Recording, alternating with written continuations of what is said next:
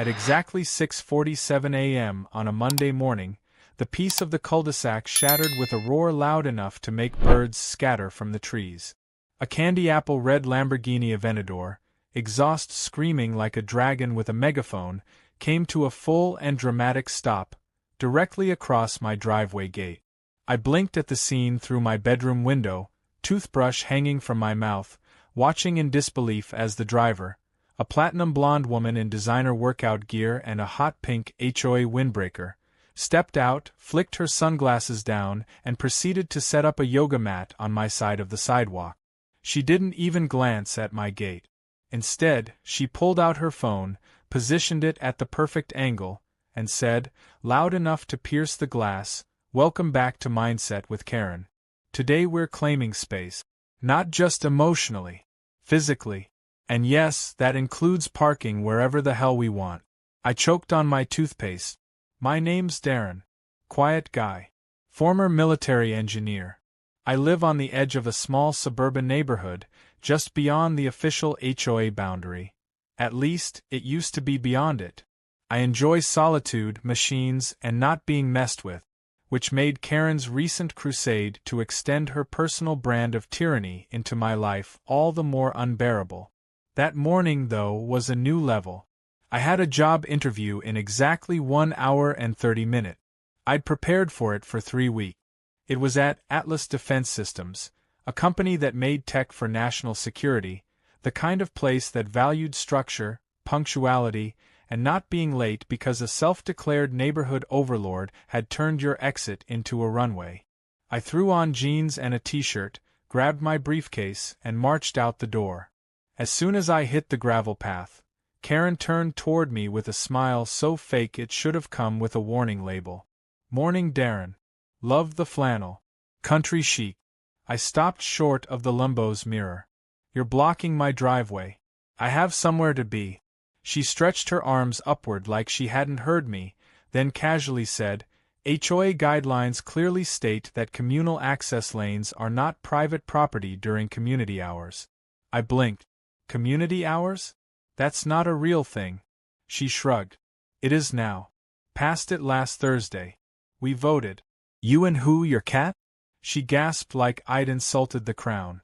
"That's rude. Mr. Whiskers is our treasurer." I could feel the vein in my forehead pulsing. I knew better than to escalate things. The problem with Karen wasn't that she didn't understand boundaries.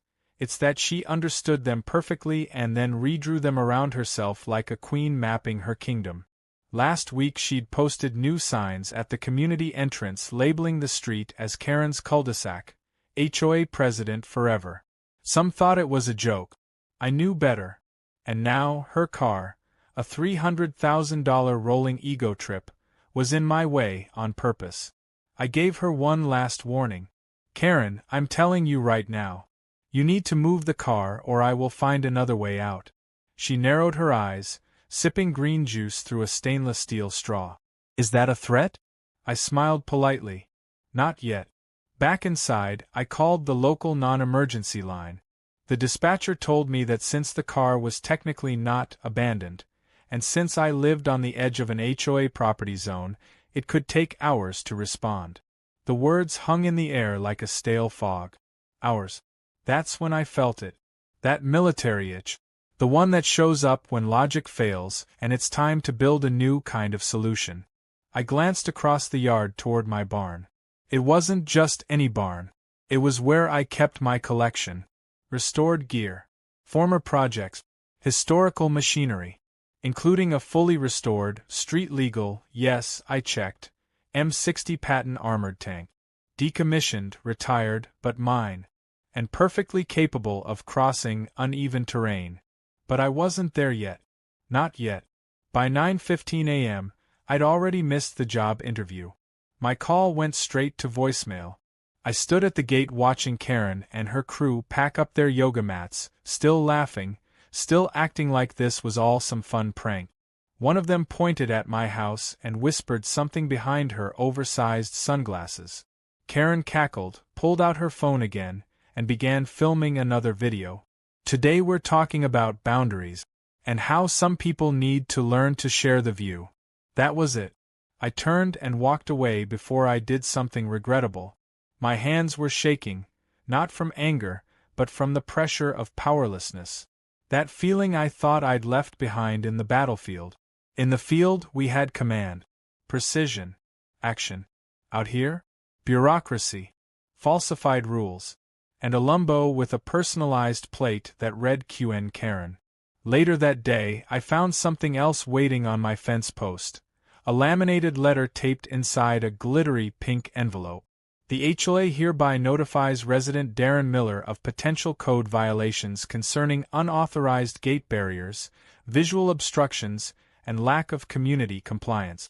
The letter had been signed by Karen in purple gel pen, with a small heart next to her name. At the bottom, it read, "Consider this a friendly warning before formal action." Formal action? Against me? I didn't even sign the HOA charter. I checked the bylaws. Sure enough, they'd filed a recent amendment. The community zone had been re-evaluated, and a new map submitted to the county office. A red line now looped awkwardly around my property, like someone had spilled wine on a blueprint. Karen had extended her kingdom with a crayon and dared the world to stop her. I wasn't about to let that happen. I drove to the county building first thing the next morning. A young woman at the clerk's desk greeted me with a yawn and a too-large mug that said, "Keep calm and stamp forms." I explained the situation. She typed, blinked, frowned, then leaned in. "That map was submitted by one Karen Blakely? Says here it was attached to a temporary land annex request. Those usually take months to approve. This one was, so, fast-tracked. With handwritten note.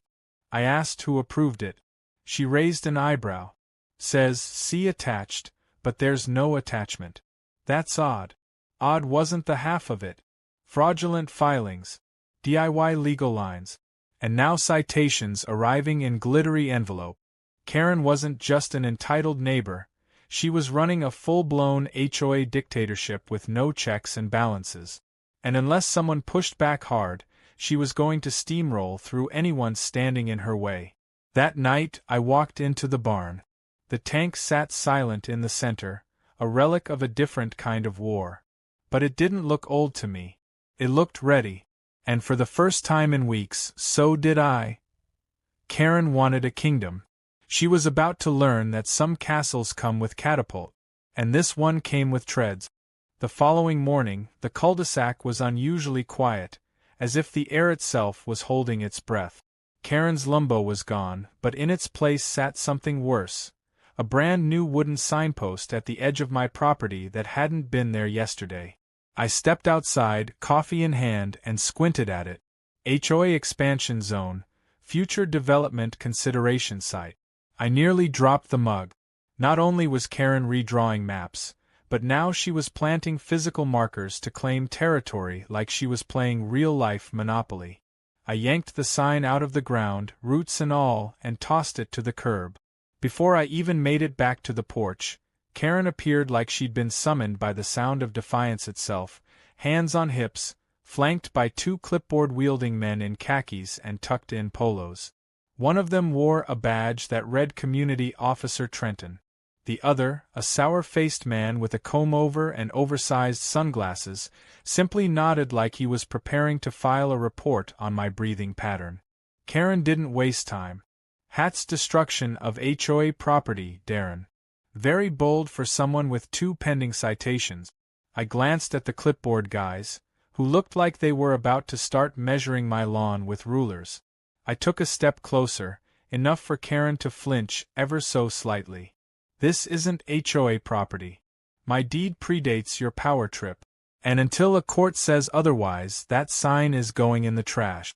Trenton coughed politely, his confidence wobbling. We were told to verify easement boundaries. Nothing confrontational. Karen rolled her eyes and crossed her arms. Oh, stop being so spineless, Trent. He moved a half-step back. The other guy began taking photos of my gate like he was on a safari and had spotted an endangered species. Inside, I pulled up the county records again. The map she filed was still active. The bogus border wrapped around my house like a noose. But I wasn't just going to sit around and wait for bureaucracy to untangle it. I needed allies, or at least someone who understood what I was dealing with. That's when I remembered Mitch. Quiet guy. Lived 2 blocks over.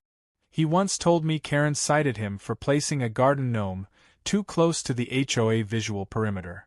I found him trimming hedges in silence, his expression deadpan. The moment I mentioned the redrawn map, he snorted. She did it to the Jacksons too. Claimed their koi pond was a community hazard and filled it with cement. No one believed her until the HOA newsletter announced, "New dog park coming soon." He shook his head. They moved 2 months later. I asked him if anyone had ever pushed back. He paused, thinking. Maybe 2 years ago, a guy named Phil threatened to sue her for defamation. He posted something online about her misusing HOA fund. The next day, his fence was declared culturally offensive, and she called animal control on his cat. I haven't seen him since. That's when it hit me. Karen didn't just enjoy control. She weaponized rules. Used citations like grenades and bylaws like barbed wire. She didn't just want peace in the neighborhood, she wanted submission. I returned home to find a new letter wedged into my mailbox. This one was printed on premium stock and smelled faintly of lavender. Notice of emergency inspection. HOA Community Preservation Team will enter property for fire safety assessment. Time of visit, 4 p.m. today. I stared at the clock. It was 3:52. They planned this. I bolted to the barn and opened both doors wide. The tank gleamed in the afternoon sun, as clean and polished as the day I'd finished restoring it. I had always kept it covered, but something inside me had shifted.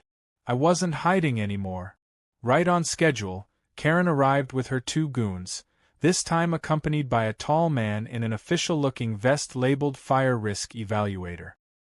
He wore sunglasses and carried a clipboard like it was an instrument of divine judgment. Karen smiled like she was hosting a reality show.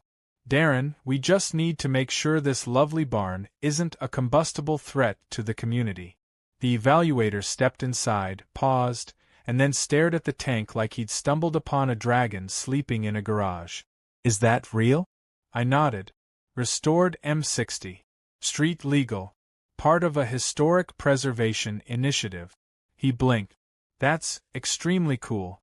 Karen's face twitched. She jumped in. "But it's not HOA approved. It's loud and obstructive and," Trenton, for some reason now behind her again, added, "he didn't file for a parking variance for this vehicle." I handed the evaluator a folder. Inside were documents from the state's Historic Military Equipment Registry, the insurance, the legal clearance, and even a letter from a congressman I'd once invited for a photo op during Veterans Month. The evaluator flipped through the pages, expression unreadable. Karen hovered like a mosquito trying to suck authority from the air. Finally, the man spoke. "Legally, he's not only permitted to house it, he's protected under Section 18B of the County Zoning Code." Karen looked like someone had unplugged her from the Matrix. "What? You mean he can just have a tank?" I crossed my arms. "It's not just a tank, Karen. It's a historical exhibit." As the entourage shuffled away in awkward silence, Karen lingered behind. She didn't yell. She didn't scream. She just stared at the tank, lips pursed, calculating. I knew that look. She wasn't backing down. She was reloading. That evening, I walked the perimeter of my yard.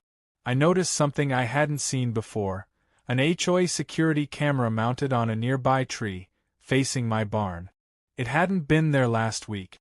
I grabbed a pair of binoculars and traced the wiring. Karen had installed it just outside my property line, pretending it was part of a local birdwatching project she'd announced 2 days ago. That's when it all clicked. She was building a file on me. A narrative. One she could pitch to local authorities or news if she wanted to label me unstable or dangerous. The tank was her next angle. She'd already lost the legality battle. Now she was going to try public opinion. Paint me as a menace. I couldn't afford that. So I changed strategy. Instead of hiding the tank, I embraced it. I posted online in local forums about the tank's restoration process. I invited veterans and history enthusiasts to come by on weekends to learn about its design. I even partnered with a local high school shop teacher to offer technical walkthroughs for interested students. The narrative was no longer Karen's to control. It was mine. The next morning, Karen pulled up in her Lambo again, though this time she didn't park across my gate. She parked just to the side of it. A passive-aggressive gesture that whispered I could if I wanted to.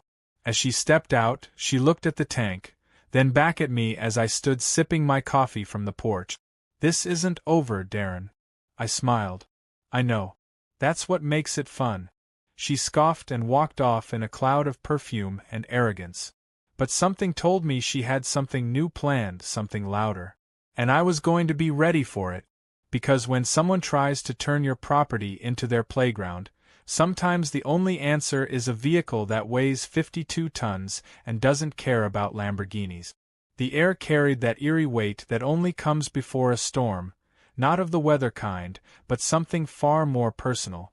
The morning was unusually still, the kind that made birds quiet and neighbors peek out their windows without stepping onto their porches. I knew something was off the moment I found an envelope taped to my garage door. It wasn't the typical glitter-stained Karen-style delivery. This one was plain, formal, and printed with a gold HOA seal. I opened it with mild dread, half expecting another round of manufactured violations or a laughable warning about grass length. But this was something different. An official summons for a neighborhood conflict resolution hearing, scheduled 2 days from now at the community clubhouse.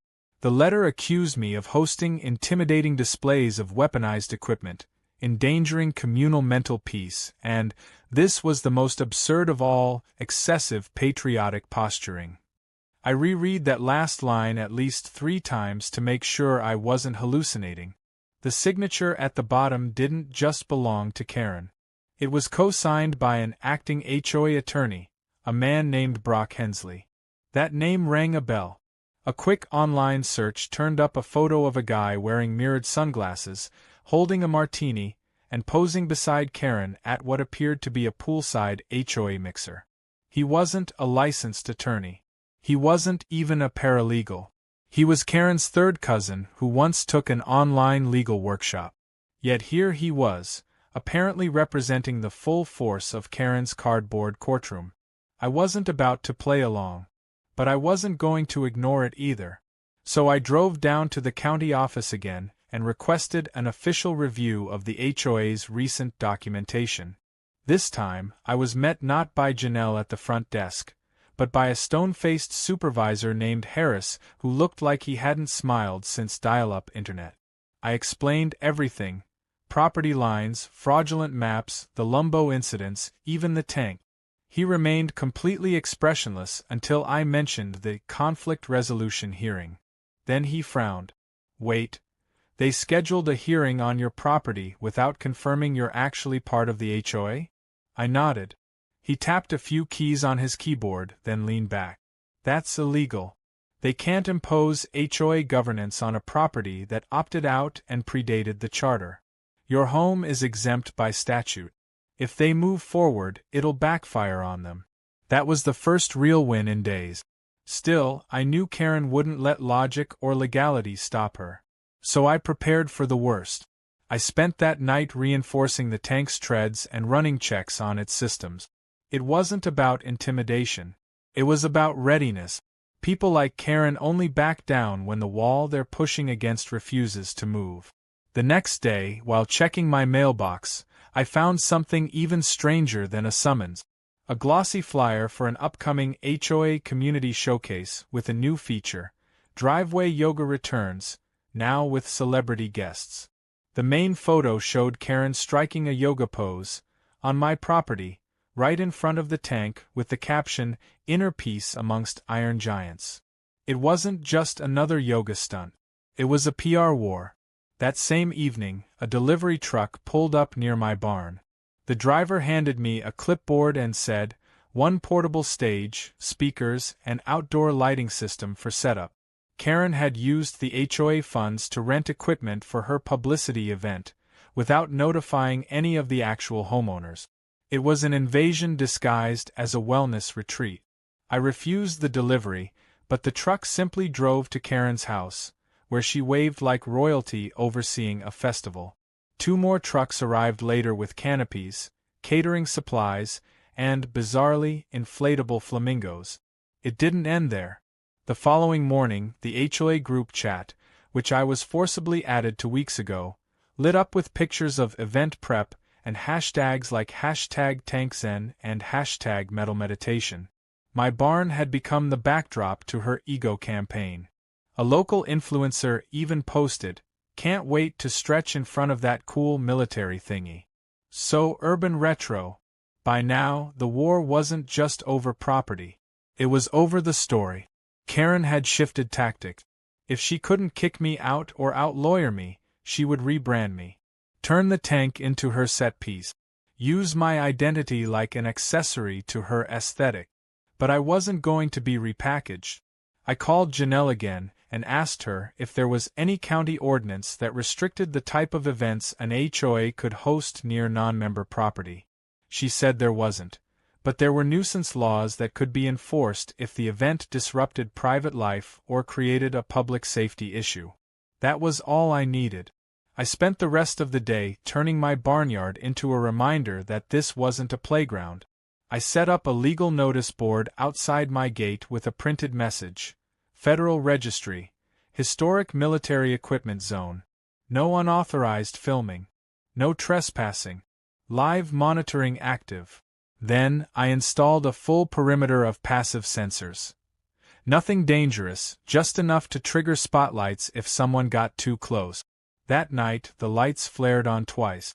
The first time it was Karen's nephew trying to pose on the tank for TikTok. The second time it was Karen herself, pacing, phone in hand, whispering to someone in a hushed and panicked tone. I didn't hear much, but I caught one phrase clearly. Why is he not scared? He's supposed to be scared. The morning of the event arrived like a circus storm. Cars lined up down the street. Folding chairs were arranged in rows on HOA grounds just a few feet from my fence. Karen, in her finest pastel workout set, stood on a mini-stage waving to residents and influencers alike. There was a guy with a drone. Another man with a gimbal. People were taking selfies near my gate as if I were a landmark on some ridiculous tour. Karen took the mic and announced, "Let's all take a deep breath and release the tension caused by unnecessary fear-mongering." The crowd laughed politely. She gestured toward my barn. "It's about coexisting with our history. Even if that history is a little heavy." Right then, I flipped the switch inside my barn. The tank engine roared to life, loud and defiant. The noise cut through her speech like a chainsaw through meditation. Several people stumbled back, startled. Karen froze mid-stretch. I drove the tank slowly out of the barn and stopped it inches from my property line, facing her event. I didn't cross the line. I didn't need to. I parked it like a sentinel, engine purring, steel gleaming. Then I got out, stood beside it, and crossed my arms. The cameras turned away from Karen. They turned toward me. I saw the influencer from earlier whisper something to her agent, then abruptly pack up and leave. The drone guy hovered over the tank for one last shot before flying off. Karen tried to regain control of the narrative. She raised her arms and said, "Remember, today's about peace, not provocation." But the audience had lost interest. The noise, the optics, the presence of a real, grounded, unstoppable force had shattered the illusion. Karen had wanted a spectacle. Now she had one she couldn't direct. By afternoon, most of the guests had filtered out. The event collapsed under the weight of its own ridiculousness. Karen stood alone on the stage, watching me, fuming. I gave her a small wave. She stormed off without saying a word. But I knew her silence wasn't surrender. It was retreat. And every retreat, in her mind, meant preparation for a comeback. What she didn't know was that mine had already begun. The next few days passed in a strange kind of calm, like the eye of a hurricane, and I knew it wasn't real. Karen was far too vindictive to let the failed yoga circus be the end of it. She had tasted public embarrassment, and if I knew anything about people like her, it was that they didn't rest until they found someone else to blame for their own downfall. I was that someone. I spent those days not celebrating, but reinforcing everything. Every camera on my property was tested and backed up to an off-site server. I updated the software on the tank's GPS monitor, double-checked the tread pressure, and went through my garage like a man preparing for war in the most suburban sense. I wasn't worried about physical danger. No, the real threat came in the form of citations, forged documents, and performative drama that manipulated every neighbor within earshot. And Karen was nothing if not a master manipulator. Sure enough, it started with another official-looking letter shoved into my mailbox. It claimed to be a community disruption notification, filed by a subcommittee that didn't actually exist in the HOA bylaws. It stated that I was under review for creating a hostile presence, citing my tank as an urban psychological hazard, and listing anonymous complaints about engine noise, military-grade intimidation, and decreased neighborhood walkability. It would have been laughable if not for the attachment, a blurry photo of the tank taken at night, accompanied by handwritten notes pointing out so-called threats like unlabeled switches and unauthorized reflective surfaces. It was clearly Karen's handwriting, right down to the looping letter Ks and the overuse of underlining. She was trying to build a case, a weird, confusing, completely fictional case. But this time, she wasn't going to hide behind HOA policy. She had taken things to the county safety board. A day later, 2 county officials showed up unannounced, wearing blue jackets and uncertain expressions. One of them was clearly nervous. The other just looked exhausted. They asked to conduct a courtesy evaluation of my barn, citing a recent community complaint. I offered them coffee instead. When I showed them the official federal documentation of the tank, the legal zoning exemptions, and the historic preservation status, they both relaxed. I even invited them to walk around it. One of them turned out to be a veteran himself. He asked if he could take a photo beside it. I said sure. 10 minutes later, they left, satisfied and a little amused. But the real moment came after they were gone. Not 30 minutes had passed before Karen herself walked past my fence with her phone up, pretending to film a vlog but obviously trying to catch me reacting. I didn't give her anything. That night, I received a flood of texts from neighbors I hadn't spoken to in weeks. Apparently, Karen had gone door to door warning residents that I was harboring unstable equipment and might be planning to use it during a future HOA meeting. She even held a backyard wine mixer titled, "Keeping Our Streets Safe," where she dramatically told stories about how tanks represented trauma and said things like, "We can't live in peace with war machines staring at us." What she didn't count on was one of the guests secretly filming the whole thing and sending it to me.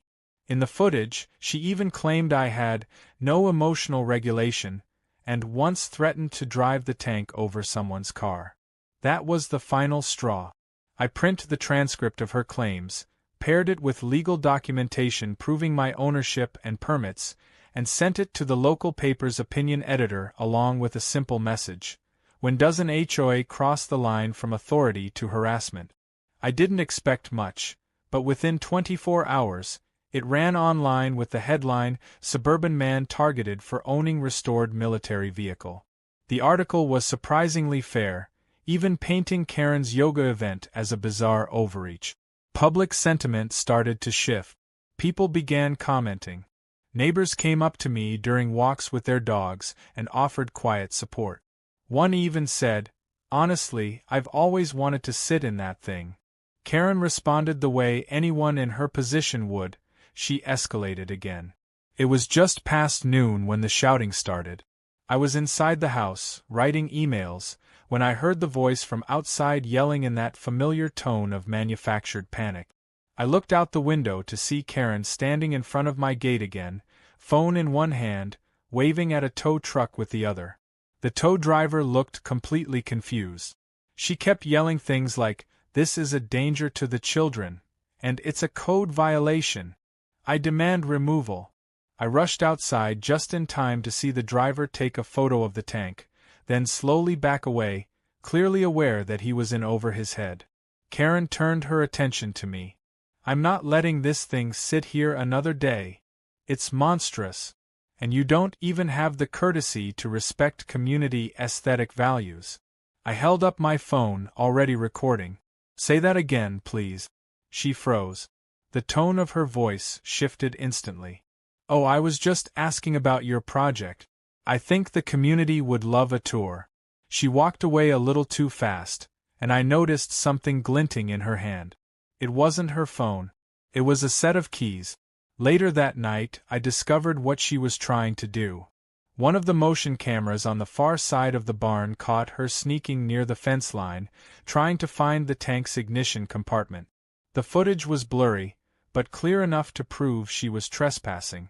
She had tried to access the tank, probably to tamper with it, maybe even to move it herself, though that was laughably impossible. But it didn't matter what her plan was. I had her on video. I forwarded it straight to the county sheriff's office and filed a formal report. Tampering with military historical equipment, even decommissioned, carries weight. Real weight. The next morning there was no Karen. No Lambo. No sign of her pacing like a dictator on the verge of another speech. The silence was jarring. I checked the HOA group chat, only to find it full of chaos. A new member had posted, "Why was our president trying to tow a resident's property without authorization?" Another had commented, "I thought she said he was dangerous, now she's breaking into his yard?" There were screenshots of the local article, screenshots of Karen's failed event, even someone making a meme of her holding up crystals in front of a tank with the caption, "HOA versus history." That afternoon, a neighbor named Evelyn rang my doorbell. Elderly, always kind, and the last person I expected to get involved. She looked up at me with a warm smile and said, "You know, my husband was a tank mechanic in Vietnam. He would have loved what you've done with that beast." She reached into her purse and handed me a folded envelope. Inside was a petition, signed by 18 other residents, calling for Karen's removal as HOA president due to abuse of power and public harassment. Evelyn winked and said, "Just thought you'd want to see it before the next meeting." I thanked her, stunned. The war wasn't just mine anymore. Karen had pushed too far, and now the neighborhood was waking up. They weren't rallying behind me because I had a tank. They were rallying because I hadn't used it, not until I had to. And that moment was coming. But I was done reacting. Next time, I'd be the one making the first move. The sun rose on what should have been just another Saturday, but I already knew it wouldn't be.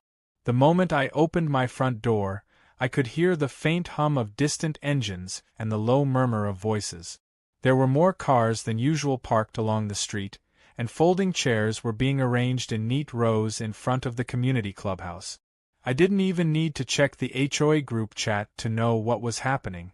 It was time for the emergency HOA meeting that had been scheduled after the petition circulated demanding Karen's removal. I hadn't planned to attend. My involvement, as far as I was concerned, had already played its part. But the petition had gathered momentum. By the end of the week, it had over 30 signatures, more than enough to force a board vote. That morning, however, something told me I needed to be there. Not as a protester, not as a homeowner, but as a reminder. By the time I arrived at the edge of the gathering, the crowd had nearly doubled. Karen stood at the front, dressed in an immaculate white blouse and flanked by her usual inner circle. She was smiling, but the tightness in her jaw and the subtle twitch in her eye said otherwise. She hadn't expected this many people to show up. Certainly not this many who weren't applauding her. One woman near the front was holding up a handwritten sign that read, "We want peace, not power." Another had a printed screenshot of Karen's attempt to tow the tank, with a bold caption underneath. "Who's really the threat?" Karen cleared her throat and began to speak, launching into a rehearsed speech about community safety, shared values, and the need for visual harmony. She blamed a recent influx of aggressive elements, for causing disruption, and claimed her actions were merely an attempt to preserve the aesthetic peace of the neighborhood. Her voice was calm, carefully modulated, but I saw her scan the crowd again and again, looking for cracks, for support, for signs that her influence still held. I stood in the back, unnoticed at first, until one of the residents pointed in my direction and whispered something. Heads turned. Karen faltered just slightly, barely perceptible, but I saw it. Her smile stiffened. She continued anyway, now shifting her focus. She spoke of the threat of escalation and the dangers of encouraging a militaristic presence in a civilian zone. She didn't name me directly, but every word was aimed at me. That's when I stepped forward. Not rushed, not angry, just deliberate. The path cleared almost naturally. People moved aside, silent now, as I walked up to the front, stopped 10 feet from the stage, and simply stood. I didn't speak. I didn't gesture. I didn't need to. Behind me, the quiet rumble of a diesel engine began to echo down the road. Karen squinted past me toward the sound. Her mouth opened in shock as the tank came into view, crawling at a snail's pace down the paved street, gleaming in the morning sun. It wasn't charging. It wasn't honking. It was just moving. My friend Carlos was at the wheel. Licensed, careful, and legally allowed to drive it during parades or historical functions. And that morning it was both. Draped across the front was a large vinyl banner that read, "Historical Artifact. Proudly protected. Fully legal." The crowd erupted, not in fear, but in laughter, applause, and the clicking of hundreds of phone cameras. Karen's attempt at painting me as a threat was unraveling right before her eyes. The very thing she had tried to turn into a symbol of danger was now a prop in her own public humiliation. She tried to shout something about safety violations, but the noise drowned her out. She motioned to her clipboard guys, but they just looked confused. No one was following her lead. Then came the final blow. A woman in a sharp navy blazer stepped onto the makeshift stage and asked for the microphone.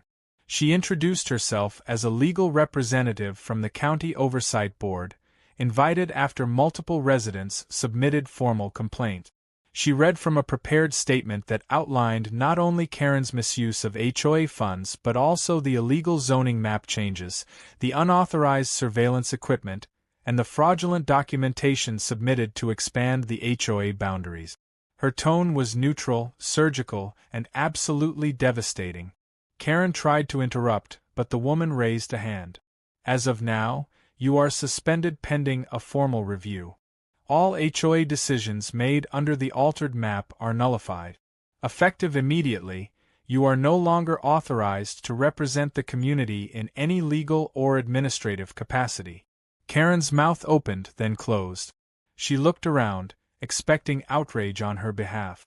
Instead, the crowd watched quietly, with a mixture of satisfaction and disbelief. She took one step down from the stage, then another, and by the time her heels hit the grass, it was over. Just like that. She didn't scream. She didn't make a scene. She simply turned and walked away, her entourage scattering behind her like confused geese. The tank rolled to a stop and parked near the curb, its engine now silent. I stepped up to the front, only after someone handed me the microphone. I didn't plan a speech, so I didn't give one. I just said I never wanted a fight. I only wanted my driveway back. It was enough. Over the next hour, people stayed. They asked questions about the tank. They shared HOA horror stories. Some even came by my property afterward just to thank me. Not because I embarrassed Karen, but because I stood up. Because I reminded them that ridiculous rules crumble under truth if you stand your ground long enough. Later that evening, as the street cleared and the last of the folding chairs were packed away, I found something on my front porch. A basket. Inside was a toy Lamborghini, a plastic tank, a bottle of wine, and a handwritten note that read, "Next time, just run it over." No name.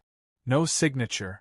Just a quiet joke from a neighbor who finally understood what the rest of us had been putting up with. I stood in the driveway for a long while after that, watching the tank reflect the fading sunset. It wasn't just a machine anymore. It was a symbol, not of war, but of boundaries, of respect, of a line drawn that you don't cross unless you're ready for the consequences. In the weeks that followed, Karen officially resigned. The HOA board underwent a complete restructuring. The new president was Evelyn, the sweet older woman who handed me the petition in the first place. One of her first acts was to ban any future HOA activity within 20 feet of a non-member's property and to reissue the bylaws in plain English so no one could manipulate them again. As for I got a call from Atlas Defense Systems the following Monday. The hiring manager had seen the article and the footage. He didn't even ask me interview questions. He just said, "If you can handle a suburban war zone, you'll do great on our team." Life returned to normal, or something close to it. I started teaching local kids about engineering and mechanics on weekend. The tank stayed parked near the barn, its job complete. I hadn't driven over the Lamborghini. But I didn't have to. Because sometimes, making someone fear what might happen is more powerful than actually doing it. And in Karen's case, her worst nightmare wasn't destruction. It was being irrelevant. And she was. Completely. Irreversibly. Finally.